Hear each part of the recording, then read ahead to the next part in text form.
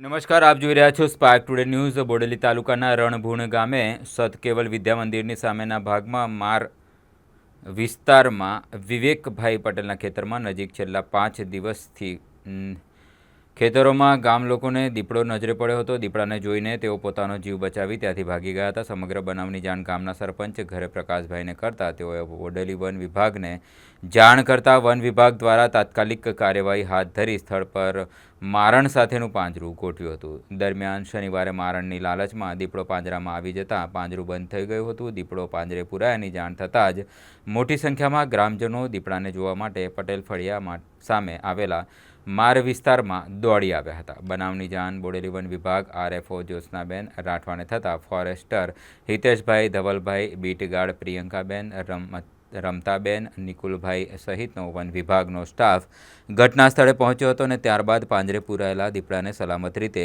Tractor મારફતે Jabugam nursery ખાતે ખસેડવામાં આવ્યો હતો। વન વિભાગના જણાવ્યા મુજબ સ્થળ પર અન્ય કોઈ દીપડો હોવાના સ્પષ્ટ અણસાર હાલ મળ્યા નથી।